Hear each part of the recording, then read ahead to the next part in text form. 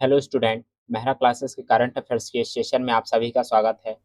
हमारा जो विषय चल रहा है वह चल रहा है मध्य प्रदेश से संबंधित करंट अफेयर्स। इसमें जो हमने करंट अफेयर्स लिया है वह जनवरी 2025 से लेकर मई 2026 तक का लिया है और इसके बाद भी कुछ ऐसे टॉपिक जो कराए जा रहे हैं जो कि पुराने भी हैं और उनको मतलब एग्जाम में बहुत ज़्यादा इंपॉर्टेंट होते हैं और पूछे जाने की संभावना बहुत ज़्यादा है। ठीक है, क्योंकि आप जानते हैं नियुक्तियां 5 साल में होती हैं, 3 साल में होती हैं और कुछ नियुक्तियां ऐसी होती हैं जो कि 6 साल में भी होती हैं और कुछ पदों पर नियुक्तियां ऐसी भी होती हैं जो कि पुनर्नियुक्ति होती है। ठीक है, मतलब जो पद पर जिस व्यक्ति को पहले नियुक्त किया गया था उनकी नियुक्ति पुनः कर दी जाती है, तो वह हमारे लिए बहुत ज़्यादा इम्पोर्टेंट हो जाते हैं। आज का हमारा जो लेक्चर है, लेक्चर 10 है। इससे पहले के अगर आपने 9 लेक्चर नहीं देखे हैं तो सबसे पहले जाके उन लेक्चर को देखिए।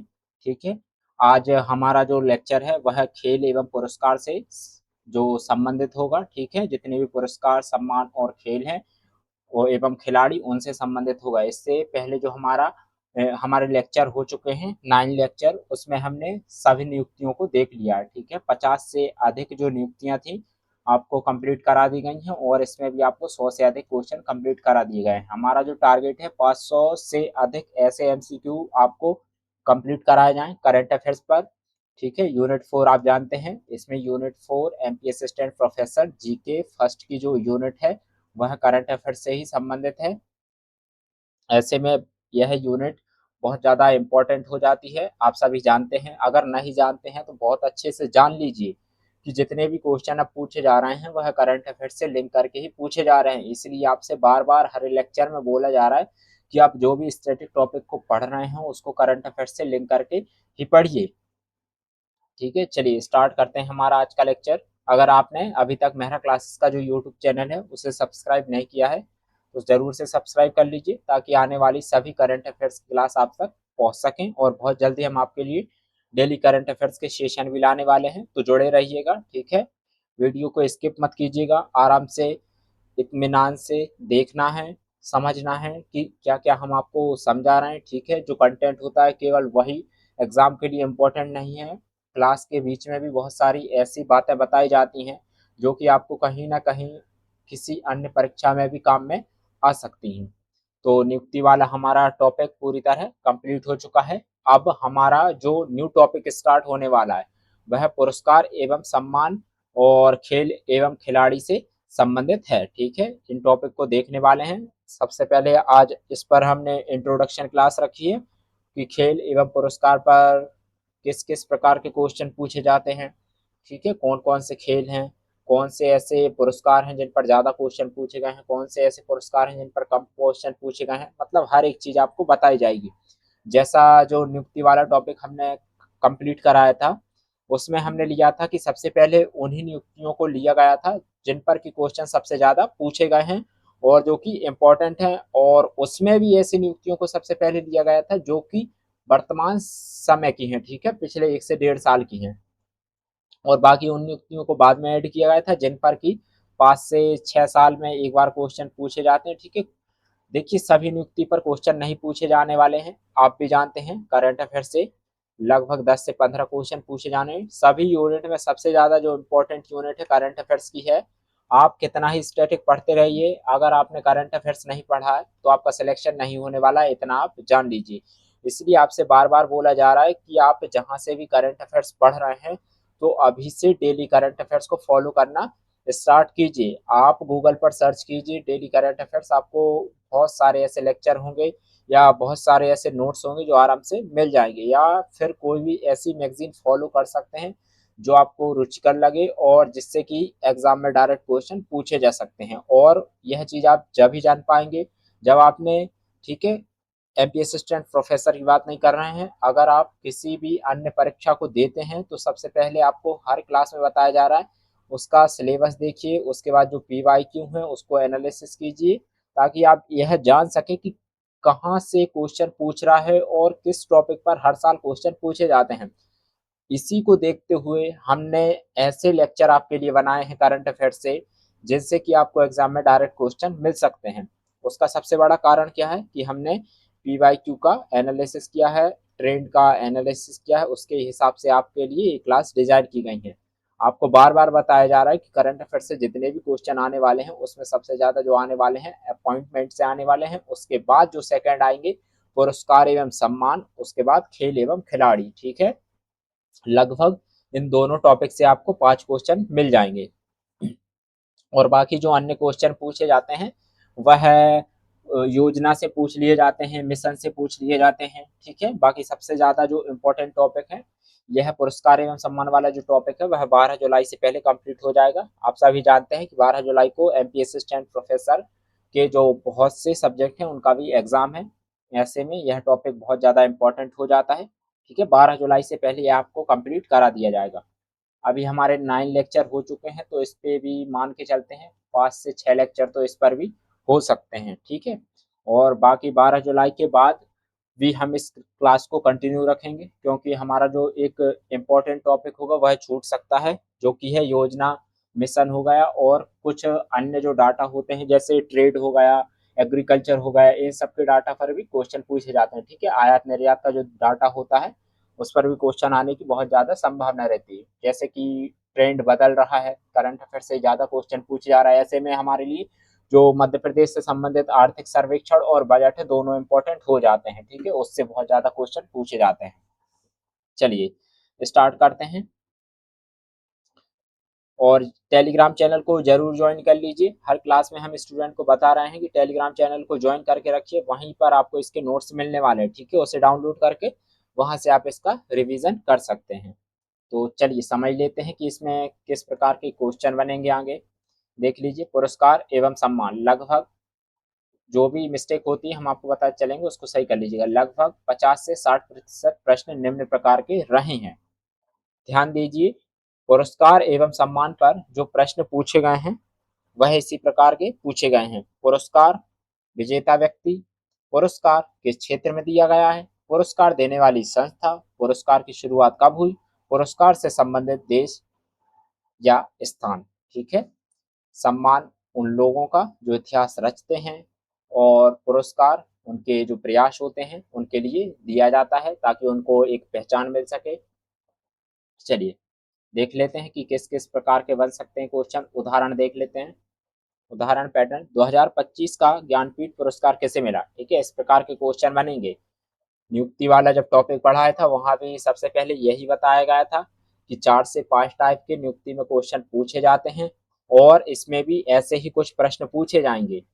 जितने भी टाइप के प्रश्न बन सकते हैं वह सभी ऐड कर दिए गए हैं। इसके अलावा संभावना बहुत कम ही है कि इससे बाहर कोई क्वेश्चन आए। ठीक है, बाकी आप भी जानते हैं अगर कोई क्वेश्चन बाहर से आना होता है अपने नोट्स से, अपने कंटेंट से, तो वह आ ही जाता है, उसमें हम भी और आप भी कुछ भी नहीं कर सकते हैं। बाकी हमारे रेंज में जितना है कि सबसे पहले हम सिलेबस को कंप्लीट कराएं, सिलेबस में जो जो टॉपिक दिए हैं उनको बहुत अच्छे से कंप्लीट करा दिया जाए, और पीवाईक्यू में सबसे ज़्यादा जिन टॉपिक पर क्वेश्चन पूछे गए हैं उनको कंप्लीट करा दिया जाए। तो हमारी जिम्मेदारी यही बनती है कि सबसे पहले जिन पर क्वेश्चन पूछे जा रहे हैं उनको कंप्लीट करा दिया जाए। तो हमने उस हिसाब से ही इस कंटेंट को डिजाइन किया है। सारी जो क्लास है उसी तरीके से चल रही हैं। इसलिए सबसे पहले जिस टॉपिक पर क्वेश्चन सबसे ज्यादा पूछे गए थे वह था नियुक्ति वाला, उसको आपको कंप्लीट करा दिया गया है। उसके बाद जो सेकंड टॉपिक आता है पुरस्कार एवं सम्मान, खेल एवं खिलाड़ी, इस पर सबसे ज्यादा क्वेश्चन पूछे जाने वाले हैं, तो इसलिए हमने सेकंड टॉपिक इसको रखा है। ठीक है, उसी क्रम में चल रहे हैं जिस क्रम में सबसे ज्यादा क्वेश्चन पूछे जाने वाले हैं। चलिए देख लेते हैं सेकंड टाइप का क्या बन सकता है। पद्म विभूषण से सम्मानित खिलाड़ी कौन है। दादा साहेब फाल्के पुरस्कार किस क्षेत्र से संबंधित है। आगे इन सभी क्वेश्चन के आंसर आपको मिलेंगे, अभी केवल पैटर्न बताया जा रहा है कि किस किस प्रकार के क्वेश्चन बन सकते हैं। ठीक है, अभी केवल इंट्रोडक्शन हो रहा है कि खेल, खिलाड़ी, पुरस्कार एवं सम्मान पर किस प्रकार के क्वेश्चन बन सकते हैं।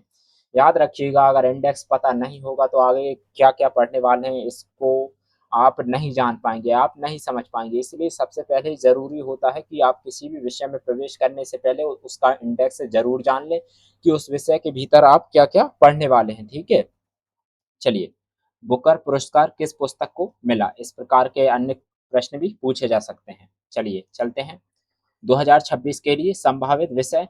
और याद रखिए, यह क्लास केवल एमपी असिस्टेंट प्रोफेसर वालों के लिए नहीं है। एमपी से संबंधित आप कोई भी परीक्षा दें या भारत में जितनी भी कंपटीशन एग्जाम आयोजित की जा रही, ठीक है, जितनी भी जो प्रतियोगी परीक्षाएं आयोजित की जा रही हों उन सभी के लिए हमारी यह करंट अफेयर्स की क्लास इंपॉर्टेंट है। और अगर अभी तक आपने मेरा क्लासेस का ऐप डाउनलोड नहीं किया है तो उसे डाउनलोड कर लीजिए, वहां पर बहुत सारे कोर्स फिलहाल ऑफर में चल रहे हैं, ठीक है। उसे डाउनलोड करके वहां से आप कोर्स परचेज करके और उनका एक बेहतर तरीके से रिवीजन कर सकते हैं, ठीक है। बहुत सारे जो क्वेश्चन होंगे आपको वहीं से डायरेक्ट मिल जाएंगे, सारा जो हमारा कंटेंट है वह पूरी तरह करंट अफेयर्स से अपडेट है और न्यू है।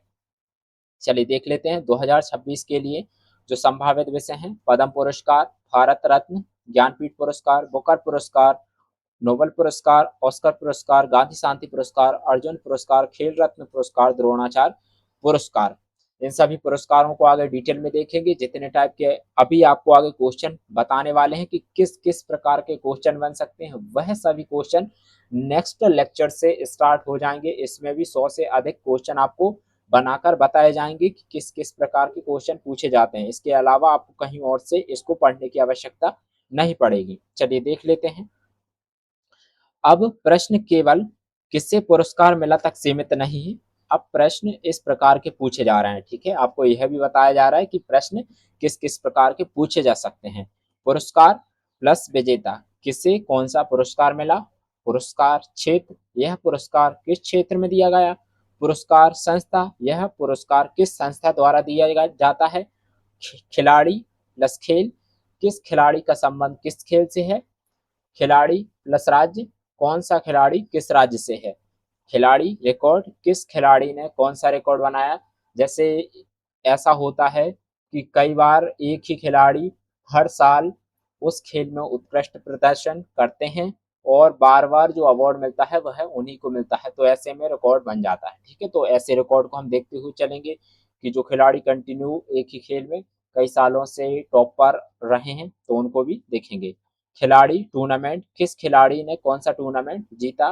पुरस्कार वर्ष, यह पुरस्कार किस वर्ष दिया गया। पुरस्कार पहली बार कब दिया गया, ठीक है, जब शुरुआत होती है कब से स्टार्ट हुए तो वह भी देखेंगे। पुरस्कार और संबंधित देश, यह पुरस्कार किस देश से संबंधित है। चलिए अगले चलते हैं। अगले जो पुरस्कार हैं वह पुस्तक एवं साहित्य पुरस्कार हैं, ठीक है, जो संभावित टॉपिक 2026 के लिए इंपॉर्टेंट है। साहित्य अकादमी पुरस्कार, सरस्वती सम्मान, व्यास सम्मान, अंतर्राष्ट्रीय साहित्य पुरस्कार, प्रमुख पुस्तकों के लेखक, ठीक है। इस पर बहुत ज्यादा क्वेश्चन पूछे जा रहे हैं तो इसको भी देखना है। इसमें लगभग सभी में समान प्रकार के ही प्रश्न बनेंगे, जैसे किसे मिला, किस भाषा व विधा को दिया गया, किस वर्ष मिला, किस पुस्तक के लिए मिला, साहित्य अकादमी के कुछ महत्वपूर्ण तथ्य। ऐसे ही सरस्वती सम्मान किसे मिला, किस क्षेत्र में मिला, किस संस्था द्वारा दिया जाता है, कब से दिया जा रहा है, अन्य महत्वपूर्ण तथ्य। व्यास सम्मान किसे मिला, किस क्षेत्र, साहित्य पत्रिका शोध संस्कृति में दिया गया, किस वर्ष मिला, शुरुआत कब हुई और प्रदान करने वाली संस्था कौन सी है। अंतर्राष्ट्रीय साहित्य पुरस्कार, किस पुरस्कार को किसे मिला, ठीक है, यह सही कर लीजिएगा। पुरस्कार किसे मिला, किस देश संस्था द्वारा दिया गया, किस क्षेत्र में या विधा में दिया गया, किस वर्ष मिला, महत्वपूर्ण अंतर्राष्ट्रीय पुरस्कार। प्रमुख पुस्तकों के लेखक, प्रमुख पुस्तक और उससे संबंधित लेखक, किस विषय विधा की पुस्तक को दिया गया, किस वर्ष प्रकाशित हुई, ठीक है। पुस्तक का जो प्रकाशित वर्ष होता है कभी कभी वह भी पूछ लिया जाता है, तो उसको भी हमको देखते हुए चलना है। उसके बाद किस भाषा की पुस्तक को मिला और कुछ अन्य महत्वपूर्ण फैक्ट होंगे उनको भी देखेंगे। अगला है फिल्म एवं कला सम्मान, संभावित विषय देख लीजिए 2026 के लिए। राष्ट्रीय फिल्म पुरस्कार, कांस फिल्म फेस्टिवल सम्मान, गोल्डन ग्लोब पुरस्कार, ग्रैमी पुरस्कार और बेफ्टा या बाफ्टा पुरस्कार, ठीक है। इसका फुल फॉर्म होता है British academy of film and television art. बाकी जब क्वेश्चन आपको बताया जाएगा तो यह भी बताया जाएगा कि यह क्षेत्र, यह जो पुरस्कार हैं किन क्षेत्रों से संबंधित है और किस देश से मतलब मिलते हैं, किस संस्था द्वारा दिए जा रहे हैं, हर एक चीज आपको बताई जाएगी। जैसे जो वेप्टा पुरस्कार होता है वह यूनाइटेड किंगडम में मिलता है, ठीक है। तो इसी प्रकार सारे जो पुरस्कार हैं उनको भी देखते हुए चलना है हमको। जैसे ग्रैमी पुरस्कार जो कि अमेरिका से संबंधित, मतलब कभी कभी देश पर भी क्वेश्चन पूछ लिया जाता है, ठीक है, कि किस देश में यह पुरस्कार मिलता है या किस देश द्वारा दिया जाता है, किस संस्था द्वारा दिया जाता है। मतलब जितने भी प्रकार के क्वेश्चन बन सकते हैं ना, आपको सभी बताते हुए चलेंगे। चलिए इनसे संबंधित प्रश्न देख लेते हैं। प्रश्न लगभग सभी में सेम है, ठीक है, बता देते हैं आपको। किसे मिला, किस फिल्म के लिए मिला राष्ट्रीय फिल्म पुरस्कार देख रहे हैं, किस वर्ष मिला, किस क्षेत्र श्रेणी में दिया गया, कौन सी संस्था देती है। कांस फिल्म फेस्टिवल सम्मान किसे मिला, किस फिल्म के लिए मिला, किस श्रेणी में दिया गया, किस देश में आयोजित होता है और कब से शुरू हुआ। गोल्डन ग्लोब पुरस्कार किसे मिला, किस फिल्म कार्य के लिए, किस श्रेणी में दिया गया, कौन सी संस्था प्रदान करती है और कब से शुरू हुआ। ग्रैमी पुरस्कार किसे मिला, किस एल्बम या गीत के लिए मिला, किस श्रेणी में दिया गया, कौन सी संस्था प्रदान करती है, कब से शुरू हुआ। वेक्टर पुरस्कार किसे मिला, किस फिल्म या कार्य के लिए मिला, किस श्रेणी में दिया गया, किस देश में आयोजित होता है, कब से शुरू हुआ। ठीक है, यह देख लीजिए। यहाँ पर क्वेश्चन क्या बनेगा, किस देश में आयोजित हुआ, और यहाँ पर क्वेश्चन क्या बनता है, कौन सी संस्था द्वारा प्रदान किया जाता है। मतलब सभी प्रकार के क्वेश्चन बनेंगे यहाँ पे। जैसे गोल्डन ग्लोब पुरस्कार हो गया, यह किस क्षेत्र में दिया जाता है, तो यह दिया जाता है फिल्म एवं टेलीविजन दोनों क्षेत्रों में दिया जाता है। ठीक है, चलिए आगे चलते हैं। अगले जो सम्मान है वह है विज्ञान एवं नवाचार सम्मान 2026 के लिए। जो इम्पोर्टेंट टॉपिक है उसमें है शांति स्वरूप भटनागर पुरस्कार, अगला है राष्ट्रीय विज्ञान पुरस्कार, अंतर्राष्ट्रीय वैज्ञानिक सम्मान, नवाचार एवं प्रौद्योगिकी पुरस्कार। इसमें जो प्रश्न बन सकते हैं, यह पुरस्कार किस क्षेत्र में दिया जाता है, किस संस्था द्वारा दिया जाता है, किस वर्ष शुरू हुआ, अब तक किसे किसे मिला, पुरस्कार की विशेषता क्या है। राष्ट्रीय विज्ञान पुरस्कार किस क्षेत्र में दिया गया, किस संस्था द्वारा, किस वर्ष शुरू हुआ, पुरस्कार के प्रकार क्या है और प्रमुख हालिया विशेषताएं। ठीक है, मतलब किससे मिला था हाल ही के समय में, उसको भी देखना है, क्योंकि सबसे ज्यादा जो क्वेश्चन पूछे जा रहे हैं कि हाल के समय में किसको दिया गया। उसके बाद अंतर्राष्ट्रीय वैज्ञानिक सम्मान, कौन कौन से प्रमुख अंतर्राष्ट्रीय सम्मान है, किस क्षेत्र में दिया जाता है, किस देश या संस्था द्वारा दिया जाता है, हाल ही में किसे मिला और इस सम्मान की महत्व क्या है। ठीक है, इस सम्मान का महत्व क्या है उसको भी देखना है। नवाचार एवं प्रौद्योगिकी पुरस्कार, नवाचार प्रौद्योगिकी क्षेत्र के प्रमुख पुरस्कार कौन से हैं, किस संस्था या देश द्वारा दिया जाता है, किस वर्ष शुरू हुआ, हाल के विजेता कौन है और इन पुरस्कारों को देने का उद्देश्य क्या है। ठीक है, मोटिवेट करना होता है वैज्ञानिकों को। चलिए देख लेते हैं, आगे चलते हैं। पर्यावरण एवं सामाजिक सेवा सम्मान, UNEP champions of the earth, यह पुरस्कार किस क्षेत्र में दिया जाता है, किस संस्था द्वारा दिया जाता है, कब से दिया जा रहा है, किसने यह पुरस्कार जीता, यह पुरस्कार किसे दिया जाता है, अब तक कितनी बार यह पुरस्कार दिया गया है, इस पुरस्कार का मुख्य उद्देश्य क्या है। ठीक है, और रेमन मैग्सेस अवार्ड, इसमें यह पुरस्कार किस क्षेत्र में दिया गया, किस देश की ओर से दिया गया, शुरुआत कब हुई, किसने पुरस्कार जीता, उपलब्धि क्या रही, रेमन मैग्सेस के नाम पर क्यों रखा गया। ठीक है, इस पुरस्कार की चयन प्रक्रिया क्या होती है, सबको भी देखना है।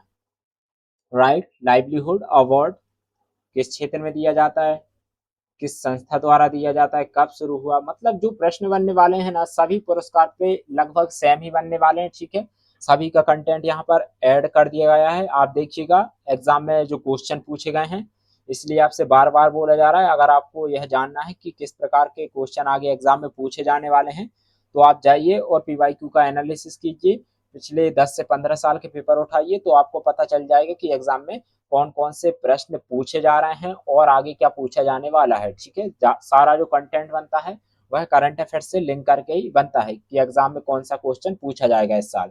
ठीक है, और अगर कोई अवार्ड बहुत ज्यादा चर्चा में रहता है तो फिर मानकर चलिएगा वो उस पर तो क्वेश्चन आपको डायरेक्ट ही मिलना है। बाकी यह अवार्ड लगभग हर साल ही दिए जाते हैं, इसलिए इम्पोर्टेंट है, और सभी परीक्षाओं में अवार्ड हो या फिर नियुक्तियां हो, सभी पर प्रश्न पूछे जा रहे हैं, इसलिए यह सभी हमारे लिए इम्पोर्टेंट हैं।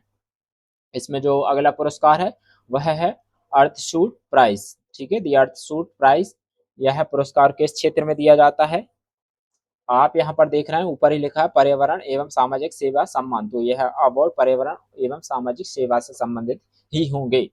यह पुरस्कार किस संस्था द्वारा दिया जाता है, कब शुरू हुआ, पुरस्कार किसने जीता। ठीक है, यह पुरस्कार किस प्रकार के नवाचारों को दिया जाता है, यह पुरस्कार देने का उद्देश्य क्या होता है, पुरस्कार कितनी श्रेणियों में दिए जाते हैं। चलिए आगे चलते हैं। रक्षा एवं वीरता पुरस्कार, जिन पर की बार बार प्रश्न पूछे जाते हैं। संभावित टॉपिक देख लेते हैं।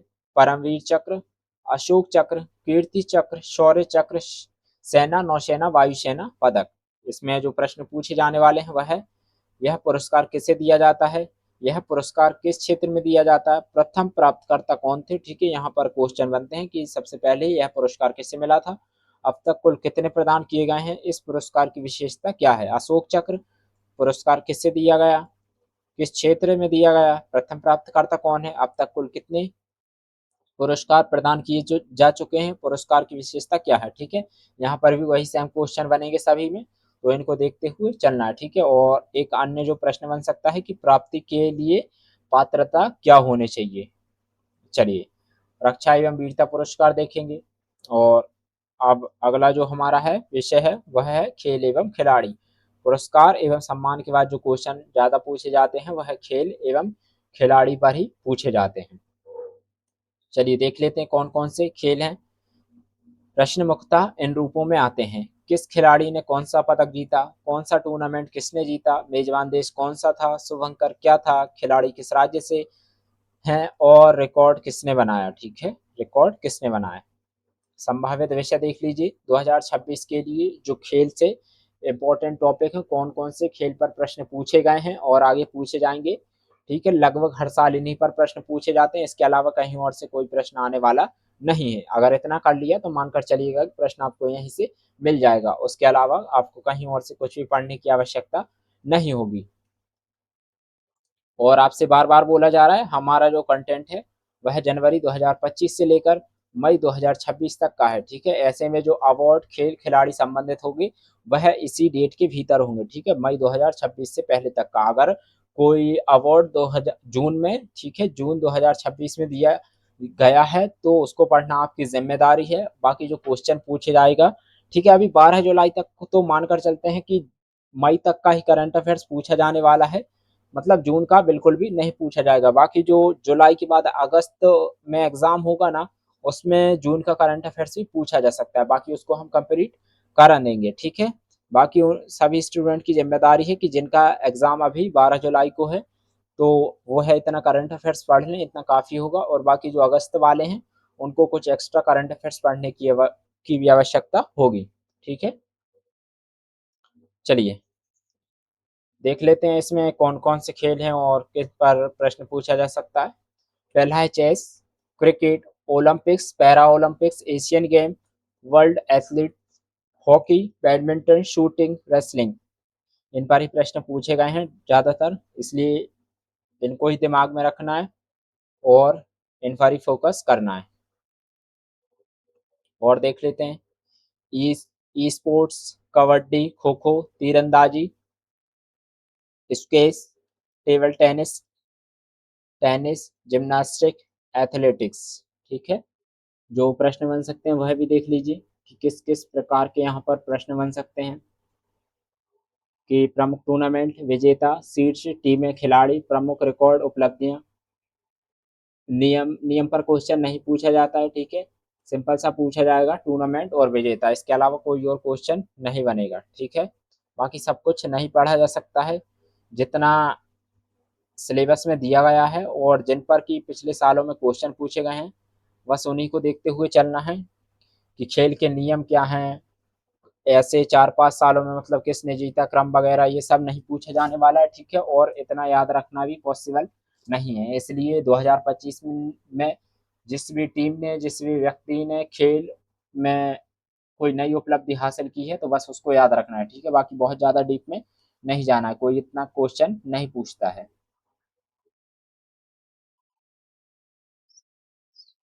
चलिए देख लेते हैं आगे।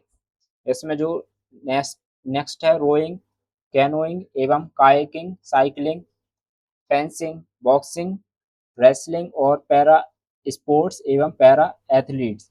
यहाँ पर भी जो प्रश्न पूछे जाने, प्रमुख प्रतियोगिता एवं विजेता, विश्व रिकॉर्ड एवं उपलब्धियां और प्रमुख प्रतियोगिताएं एवं विजेता लगभग सभी पर इसी प्रकार के क्वेश्चन पूछे जाने हैं, लेकिन सबसे ज़्यादा इम्पोर्टेंट जो होगा वह है ओलंपिक होगा। ठीक है, ओलंपिक विश्व चैंपियनशिप प्रदर्शन जो प्रश्न बनेंगे वह ज़्यादातर बनेंगे ओलंपिक से।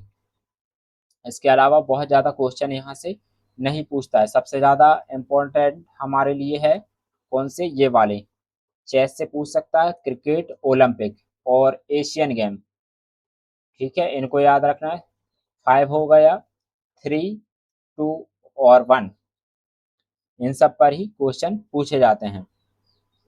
बाकी जो क्वेश्चन सबसे ज़्यादा आने वाले हैं जिन टॉपिक पर जो इम्पोर्टेंट है वह आपको पहले ही बता दिए गए हैं।